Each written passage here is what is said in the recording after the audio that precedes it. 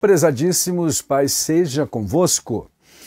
É meu prazer, mais uma vez, te convidar para meditarmos na Palavra de Deus, nos temas que compõem a revista da Escola Bíblica Dominical, no segundo trimestre de 2024, cujo tema geral é A Carreira que nos está proposta, uma expressão da carta aos Hebreus, na Bíblia Sagrada, capítulo 12, onde encontramos literalmente escrito que há uma carreira proposta para aqueles que servem ao Senhor Jesus Cristo.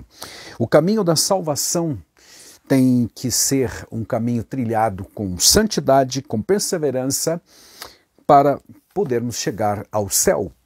Já estudamos, meus queridos, em pelo menos 5 lições sobre vários temas e vamos hoje falar um pouco a respeito da lição número 6, que traz como título As Nossas Armas Espirituais, porque já vimos que a carreira do cristão começa quando ele nasce de novo, lá na lição número 1. Na lição 2, a escolha entre a porta estreita e a porta larga. Porta estreita que dá para um caminho apertado e a porta larga para uma estrada espaçosa, caminho espaçoso, largo, abrangente e assim por diante. Então, as escolhas que a gente faz durante a vida. Na lição 3, antecipando o final da jornada, nós falamos sobre o céu, que é o destino, então, do cristão. Mas enquanto não chegamos lá, nós temos que caminhar por esta jornada, meus amados, e tomar cuidado com a condução da nossa vida, como nos comportamos. E isso foi estudado na lição número 4. Vimos lá, então, como se conduzir de acordo com os preceitos, as orientações precisas, algumas em forma de princípios que a palavra de Deus nos fornece, mas enfim, as orientações que Deus nos dá para nos conduzirmos nesta caminhada. E na lição 5 nós aprendemos ou recordamos que não é só mar de rosas nesta caminhada, há inimigos e vários, na verdade. A lição resumiu apenas três inimigos, o diabo, a carne e o mundo, mas evidentemente que o diabo está por trás de tudo isso e há uma infinidade de demônios e lutas, de provas que são considerados inimigos da carreira cristã para aqueles que piamente querem servir ao Senhor Jesus, como diz Paulo ao seu filho na fé, Timóteo. Então, lição número 5, os inimigos do cristão, que resumiu-se ali naquela lição a 3 deles, como eu disse. Hoje, então, chegou o momento de falarmos, já que nós temos um inimigo, ou inimigos, desculpem, no plural, variados, nós precisamos estar preparados porque a vida será sempre uma batalha. E uma vez que falamos de uma vida como batalha espiritual, precisamos ter as armas para lutarmos. E se os inimigos são espirituais ou mesmo invisíveis, estas armas também não são físicas nem carnais. Portanto, tá certo, meus queridos? Então a lição 6, a proposta da lição 6 é exatamente isso. O título da lição 6 é As Nossas Armas Espirituais. Os seres humanos já inventaram durante toda a trajetória da evolução humana armas poderosíssimas e cada vez mais potentes e mais letais.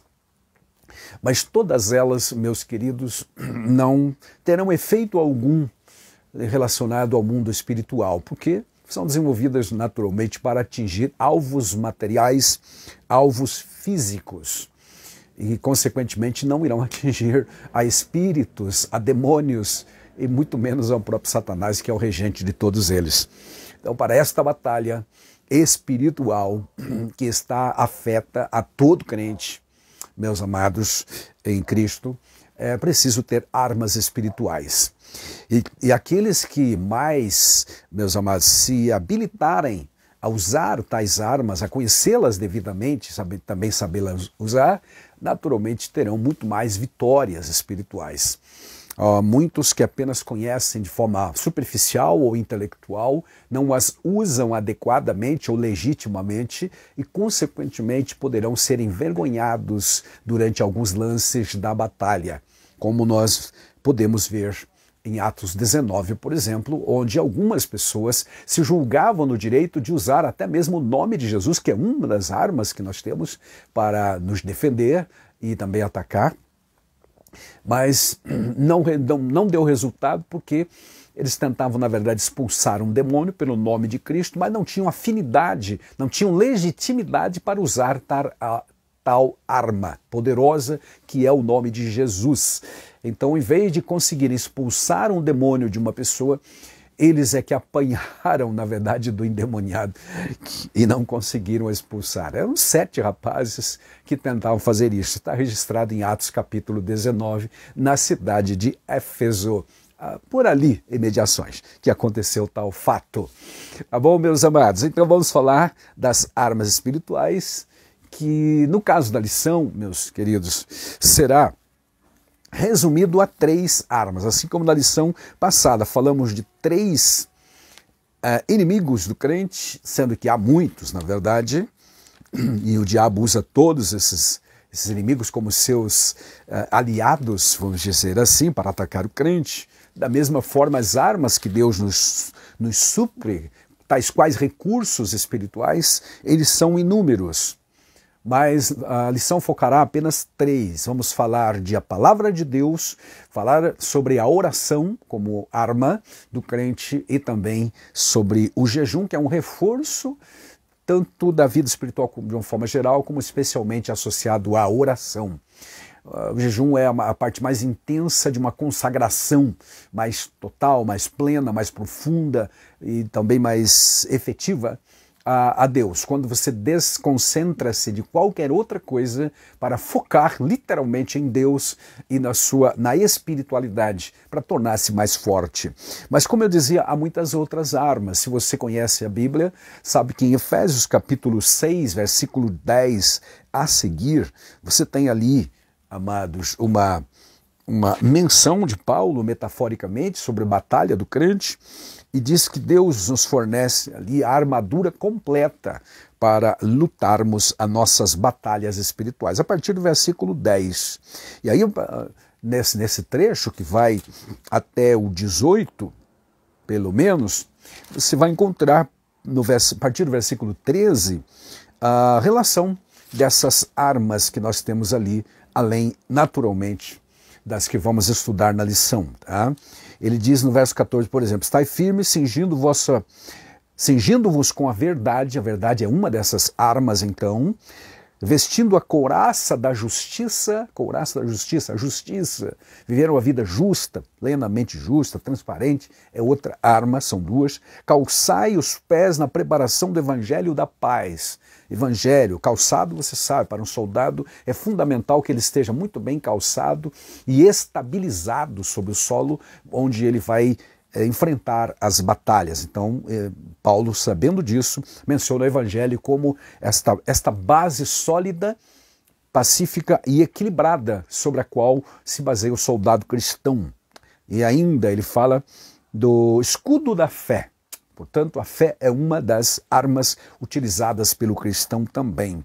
Ele diz que com esta fé, o escudo da fé, você poderá apagar todos os dardos inflamados do maligno. Fala do capacete da salvação e também da espada do Espírito, que de alguma maneira será mencionado também na lição, meus amados. Então, além desta relação, podemos encontrar outras em outras partes da Bíblia, mas a lição vai focar exatamente, como eu disse, em 3 dessas armas: a palavra de Deus, a oração e o jejum. São muito populares, evidentemente, dentro do mundo cristão evangélico, o falar sobre estas 3 armas. E o texto que nos é sugerido como texto áureo da lição é 2 Coríntios capítulo 10 e versículo 4, onde lemos pela versão corrigida de Almeida o seguinte: porque as armas da nossa milícia não são carnais, mas poderosas em Deus. Elas não são carnais, repetindo, mas poderosas em Deus. Amém. E para quê? Poderosas em Deus para destruição das fortalezas Aleluia. Destruição das fortalezas.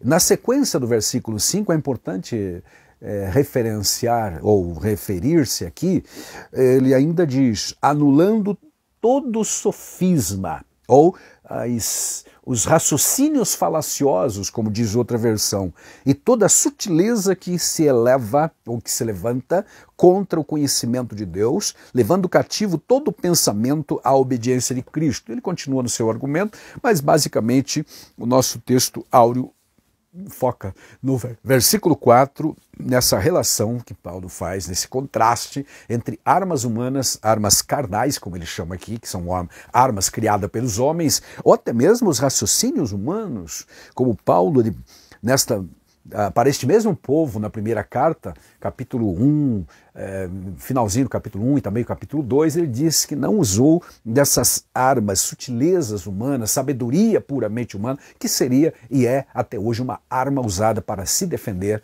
de situações pelos homens em todas as situações, né? Todos os lances da vida, as pessoas lançam mão de argumentações, de ideologias humanas para se defender. Mas Paulo está dizendo que nossas armas não são produzidas pela engenhosidade humana, mas sim por Deus, porque os inimigos que vamos enfrentar são espirituais, e é isso que ele deixa claro em Efésios capítulo 6, que nós fizemos menção agora mesmo. Não temos que lutar contra a carne e o sangue, mas contra os principados e as potestades nos lugares celestiais, como ele bem menciona ali no capítulo 6. Por exemplo, versículo 10. Quanto ao mais, irmãos meus, sede fortalecidos no Senhor e no seu poder, revestidos de toda a armadura de Deus, para que possais resistir no dia contra as ciladas do diabo, diz ele, porque a nossa luta não é contra a carne e o sangue,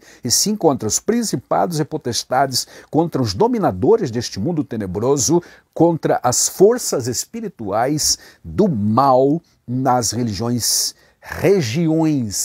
celestiais. Repetindo, principados, potestades, dominadores deste mundo tenebroso, forças espirituais do mal nas regiões celestiais, ou nos ares, no mundo espiritual, ou nas dimensões que não são físicas, porque na dimensão física você vai encontrar armas as mais diversas, como sabemos já engendradas pelo ser humano. Na evolução da humanidade criou-se armas potentíssimas, com um alcance impressionante e com um potencial letal tremendo e imenso também, usado e abusado e exposto cada vez mais nas guerras modernas. Mas nada disso vai resolver as questões espirituais, ou melhor ainda dizendo, amados, aquelas potestades, como ele menciona aqui, poderes espirituais, etc. Nas regiões celestiais, os inimigos espirituais não serão atingidos por estas armas humanas, por mais bem elaboradas que elas sejam. Também não adiantam argumentos humanos contra o diabo, Satanás, etc. Então é preciso ter a sabedoria de Deus. Bom lembrar que Jesus, quando enviou os seus discípulos, numa ocasião, disse: ninguém poderá resistir à palavra de vocês, porque o Espírito Santo dará a vocês o potencial, a inspiração necessária, condicionará vocês a se defenderem corretamente, usando armas espirituais para inimigos espirituais. Não há dúvida alguma de que conhecer o inimigo, como a gente já viu na aula passada, resumidamente é verdade, mas conhecer cada vez mais e mais profundamente, evidente, o potencial do inimigo, suas estratégias, maneira de agir, evidentemente que nos capacitará a usar as armas adequadas. Como nós sabemos genericamente que os inimigos são espirituais, como dissemos, as armas terão de ser espirituais, tá certo? Verdade prática da lição diz: diante da batalha espiritual, portanto não material, nem intelectual, e nem econômica e nem política, temos poderosas armas espirituais à nossa disposição. Elas estão sempre à disposição de qualquer crente, seja um novo convertido ou aquele que já tem muitos anos de estrada e experiência. Tá? Quais são elas? estudada na lição, como eu disse, há outras tantas, mas estudada na lição são palavra de Deus, oração e jejum. Não há um crente que não possa usar a palavra de Deus, a oração e o jejum associado naturalmente à oração. Certo, meus queridos?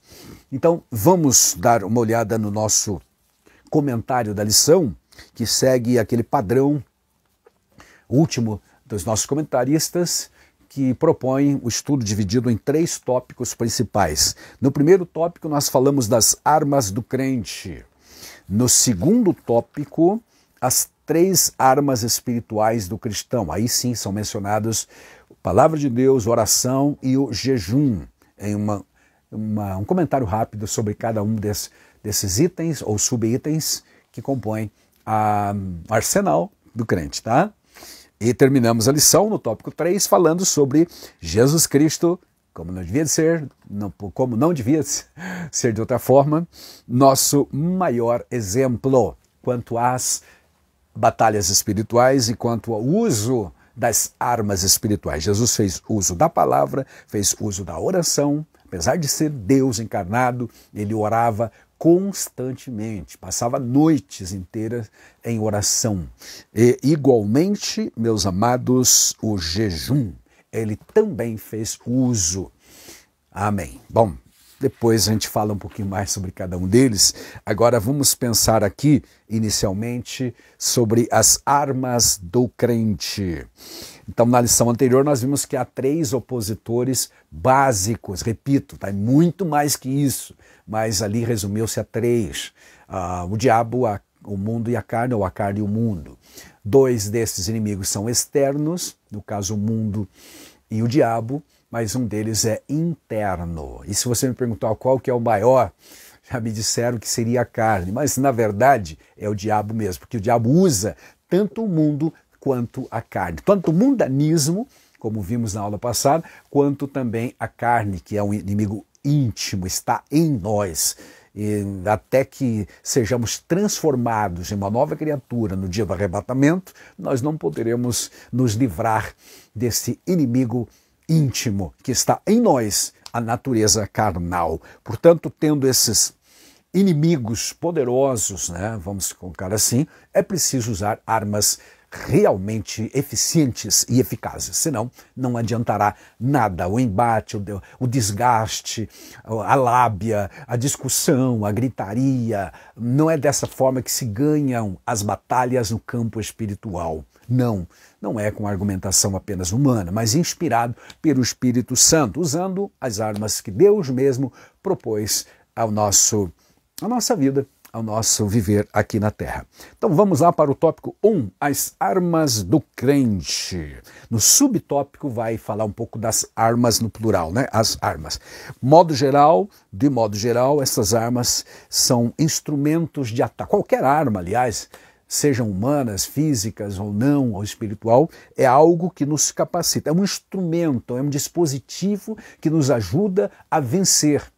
Uma arma, basicamente, feita pelos homens, é uma extensão do soldado ou daquele que está usando tais armas. Correto, amado? Pense numa espada antiga, ou numa bomba, etc. O homem não pode ir pessoalmente fazer isso com as mãos ou com os pés. Aí ele faz naturalmente cria esses artefatos ou artifícios ou instrumentos de guerra. Certo, meus amados? E na Bíblia você vai ter várias menções. A lição vai nos trazer uma relaçãozinha rápida de as armas que havia nos tempos bíblicos do Antigo Testamento e até do Novo Testamento. Armas de ataque e também de defesa são divididas aqui para efeitos de estudo, né? Para efeitos didáticos. Por exemplo, a Bíblia fala de espada, isso abundantemente nas muitas guerras que havia. Espada em 1 Samuel e outros tantos versículos. Né? Vara, que era utilizada pelo pastor, por exemplo, em relação aos ataques dos predadores potenciais do rebanho que ele cuidava. Então a vara era um instrumento, era uma arma, na verdade, né? Uma arma para a defesa do rebanho do pastor. Está no Salmo 23, 4. Também é mencionado a funda, no episódio de Davi e Golias. Não era exatamente um instrumento, era também usado em guerra, mas uma referência específica está aqui em 1 Samuel 17:45, no combate entre Davi e o Golias, que usou então a funda e atingiu o gigante. Portanto, era uma arma realmente de guerra. Ela é mencionada em outras partes da Bíblia também. Depois é mencionada a funda já falamos, o arco e a flecha. Isso era largamente utilizado nas guerras antigas, porque é uma arma à distância, né, para atingir à distância o inimigo. Segundo Reis, por exemplo, capítulo 13, 15, e uma gama grande de versículos que mencionam o arco e flecha. Havia pessoas devidamente treinadas, preparadas, especialistas em atirar com o arco, atirar a flecha com o arco naturalmente, certo, meus amados? Também a lança, que era para atingir a uma certa distância com a lança, né? Josué, por exemplo, capítulo 8, essa lança era atirada, portanto, não com o arco, mas com a mão mesmo, era arremessada, né? Com a mão. Também o dardo, a lanceta menor, atingia também os inimigos. Segundo Samuel 18, essas são algumas das armas mencionadas, a maioria, creio, das armas de ataque. Mas também a Bíblia fala de armamento de defesa. E havia vários tipos de escudo, basicamente, dois tipos de escudo, o escudo grande e o escudo menor. O grande era usado por um escudeiro que ia à frente do soldado, é o caso de Golias, por exemplo, que tinha o seu escudeiro, e um menor que era usado no braço, um escudo portátil, enquanto o soldado levava a espada na mão direita, desde que ele fosse destro naturalmente, e o escudo na mão esquerda. É por isso que algumas versões traduzem lá em Efésios 6:16 como embraçando sempre o escudo da fé. É isso mesmo, na autorizada, a Almeida Revista Atualizada diz assim, embraçando sempre o escudo da fé. Portanto, Paulo está pensando num soldado que tem a espada em uma mão e o escudo na outra, embraçando, colocar no braço mesmo, o escudo da fé. Há uma menção aí de o escudo como arma de defesa ou armamento de defesa. Aleluia. Bom, nós temos isso em Efésios 6:16. Capacete que Paulo, metaforicamente lá em Efésios, chama de capacete da salvação. Ele é mencionado em 1 Samuel 17:5 também. Protegia naturalmente a cabeça, onde estão partes vitais do nosso corpo, era protegido por um capacete. Conforme 1 Samuel também 17:5. Couraça, 1 Samuel 17:5, e lá em Efésios, metaforicamente, Paulo está usando igualmente a couraça, que ele chama de couraça da justiça. Couraça seria hoje parecido com um colete à prova de balas, né, usada. Protegia naturalmente a parte frontal do soldado, especialmente no equipamento romano de defesa.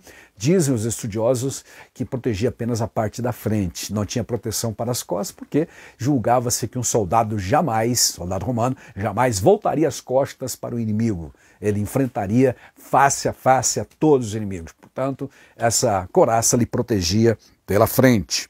É a couraça que Paulo, repito, chama de couraça da justiça. Outra arma que compunha o armamento de defesa era a caneleira ou grevas, conforme 1 Samuel 17:6. O Golias usava isto para proteger, eram caneleiras realmente, protegendo as pernas do soldado. Então ele protegia as partes vitais do tronco, da cabeça com o capacete, e igualmente as pernas com as caneleiras. Aí está. Essas são armas usadas pelos exércitos físicos humanos de então. E é evidentemente que isso veio evoluindo e chegamos a uma condição hoje evoluidíssima, né, em relação aos equipamentos do soldado, material utilizado E aí vai, né? Tecnologia avançada quanto ao peso. Imagina o peso que era nos tempos bíblicos usar todo um armamento desse, né? Alguém fala em 60, 70 quilos só de equipamento. Mas hoje as coisas mudaram, a tecnologia avançou e esses materiais estão bem menos pesados também, mas ainda se usa isso. Isso no sentido humano, tá? Agora, procure espiritualizar isso e pensar que Deus protegeu ou nos deu todas essas condições também. Amém?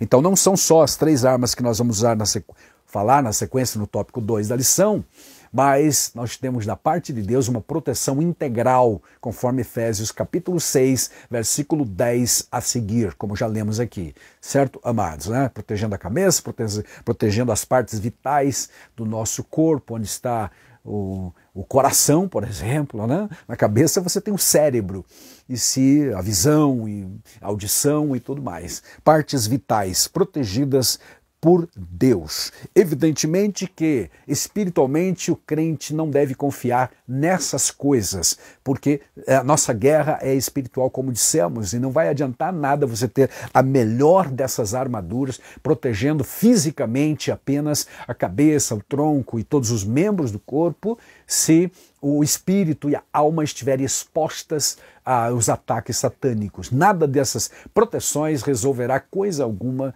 se você não se proteger espiritualmente. É nesse sentido que a lição vai nos trazer. Lá no Salmo 20 e versículo 7, se trata dessa questão, meus amados, né? Que há pessoas que confiam carros, cavalo de guerra no caso, né? Mas nós faremos menção do nome do Senhor. Tanto é verdade que Davi, quando foi enfrentar o gigante, ele disse: eu vou a ti em nome do Senhor dos Exércitos. Tu vem a mim com vara, paus, com escudo, lança e tudo mais, mas eu vou a ti em nome do Senhor dos Exércitos. E com a mais rústica das armas possíveis naquele momento, a funda apenas, ele derrotou o gigante. Porque não era a questão da funda e nem o poder de arremesso daquela pedra ou pedrinha, mas era a mão de Jeová, evidentemente, que derrubou o gigante. Tanto está provado na narrativa, se você lembra, que a pedra atingiu exatamente o ponto vulnerável do gigante e ele caiu de bruço, caiu com a boca no pó. Em vez de cair para trás, porque se acertou na testa, a lógica é que ele fosse precipitado para trás, mas não, ele caiu de bruço, ou seja, prova que foi Deus que o abateu com a coragem de Davi. Era Deus que estava direcionando aquela pedrinha para acertar exatamente onde devia acertar. E então o gigante, com impacto, aleluia, caiu boca no chão, boca no pó, totalmente derrotado, humilhado. Glória a Deus, porque as armas do crente são diferentes. Não é apenas física, nem é o poder bélico que vence, mas é o poder de Deus. Amém? Glória a Deus. Seja assim com todos nós sempre, tá? Bom, nós fazemos menção da obra do Senhor, do nome do Senhor na obra do Senhor, para sermos vitoriosos. Para os cristãos, armas aqui tem um sentido, então, metafórico, tá? Tanto usado em qualquer outra parte da Bíblia, mas especialmente em Efésios capítulo 6. Tá? Então, representa aquilo que Deus faz por nós quando nós usamos, por exemplo, a fé, que é uma das armas poderosas, o nome de Jesus e aí por diante. Tá certo? Bom, nós temos o inimigo, já vimos na lição passada, e ele tem as suas estratégias, naturalmente. Não podemos desprezar este conhecimento, e Paulo vai dizer aos coríntios que nós não podemos negligenciar. Ele diz: não ignoramos os seus ardis, as suas artimanhas. Ele está vivo e combatendo sempre. O Novo Testamento revela que o diabo é capaz de fazer ludibriar, enganar as pessoas de forma variada, principalmente com a mentira, ou então subtrair a palavra do coração das pessoas, buscar altas posições através de mentiras, etc. Então, são os argumentos falaciosos, como também lemos em 2 Coríntios, capítulo 10, depois do termo fortaleza, como eu disse, em outras versões, nós vamos encontrar lá, anulando nós os sofismas, ou então destruindo raciocínios falaciosos. O que são algo falaciosos? Algo falacioso é algo mentiroso, algo ardiloso, inventado pelo inimigo. Tudo isso é possível derrotar com as armas que Deus nos providenciou. Tá certo, meus amados? Então, as armas espirituais. A Bíblia vai dizer que ele tem várias dessas estratégias, repetindo. Por exemplo, Paulo menciona o engano através de doutrinas de demônios em 1 Timóteo 4:1, mas o crente que está devidamente preparado, equipado, ele não vai se deixar levar por isso. Não por acaso o apóstolo Pedro nos alerta que ele está sempre rodeando, está ao nosso derredor, procurando alguém para tragar. E então Pedro aconselha lá em 1 Pedro 5:8, estejam sóbrios e vigilantes, porque o diabo está ao derredor, procurando alguém para tragar. Versículo 9 ele diz, ao qual deveis resistir na fé, resistir firmes na fé, diz ele, para que ele possa então fugir, tá certo? Bom, o chefe de toda a força do mal, a gente já viu na lição passada, é o diabo. O propósito de Paulo, ao escrever sobre o diabo como chefe das potestades do ar, como ele diz em Efésios capítulo 2, também no capítulo 6 de Efésios também, 11, em Romanos, ele fala sobre as obras das trevas, que é uma menção para a obra de Satanás. Até mesmo o apóstolo dos gentios foi, por vezes, impedido, por exemplo, de ir a determinados lugares, em Tessalônica, por exemplo, não uma, mas 2 vezes foi impedido pelo próprio Satanás de ir para lá. É um versículo realmente intrigante. Aos Tessalonicenses 2:18. O diabo, então, está, meus amados, livre, ele está ativo, e tentando de todas as formas barrar-nos a nossa jornada aqui na Terra. Portanto, precisamos dessas armas espirituais. E é o que é estudado aqui no tópico 1, as armas do crente. Então passamos para a descrição das 3 armas, as 3 armas propostas para o estudo desta lição.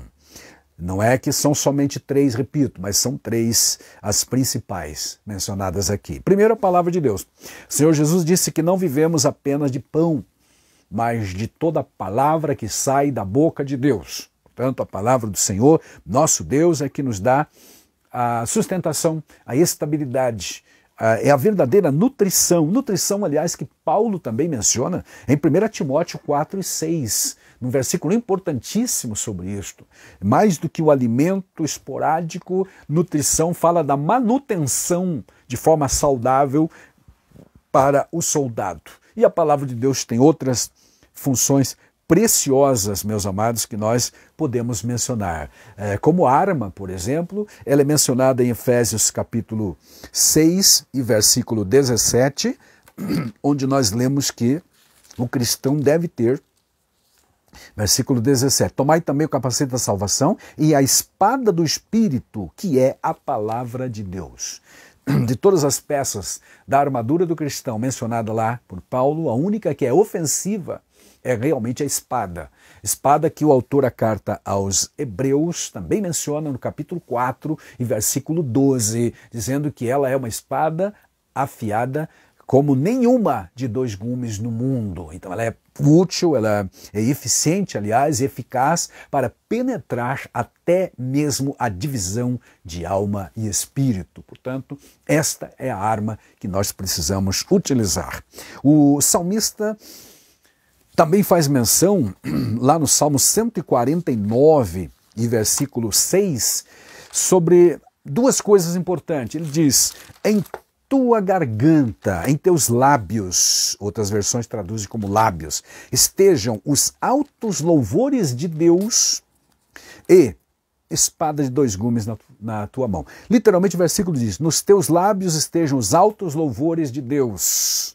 E a outra parte, nas tuas mãos, espada de 2 gumes. Não há dúvidas, pelo menos eu entendo assim, de que ele está falando aqui da espada, da palavra ou da ação de Deus como uma batalha, por exemplo. No livro de Salmos ainda, 144 e versículo 1, está escrito, bendito seja o Deus, rocha minha, que adestra as minhas mãos para a batalha e os meus dedos para a guerra. Adestrar. E aqui nós também podemos inserir o texto, utilizado muito para obreiro, mas serve para todos os crentes, de 2 Timóteo 2,15. Lá está escrito que nós devemos manejar bem a palavra da verdade, em um sentido de espada mesmo, de luta, de aplicação da palavra, de ataque quando necessário, mas a espada também serve para a defesa. Então, meus amados, não há dúvida de quem vive a palavra, quem realmente deixa-se compenetrar pela palavra, não apenas passa pela palavra, mas deixa a palavra passar pelo seu espírito, pelo seu ser, pela sua vida, ele vai ser uma pessoa estabilizada, tá? Construída sobre a rocha, firme para a batalha. Glória a Deus. Lembre-se que Paulo fala de pés da preparação, aliás, calçados, né, da preparação do evangelho da paz. Isto fala de equilíbrio. Os pés é que nos dão equilíbrio para a batalha, para estarmos firmes. E o comentador da lição menciona a Mateus 7:24, e fala daquele homem que construiu a casa sobre a rocha. Quem usa a palavra de Deus como arma nas batalhas da vida está construindo, portanto, a sua casa, defendendo o seu território e construindo a casa em um lugar firme, seguro, estável para a glória de Deus. É a verdade mencionada por Jesus em João 17 também. Certo, amados? Essa é a primeira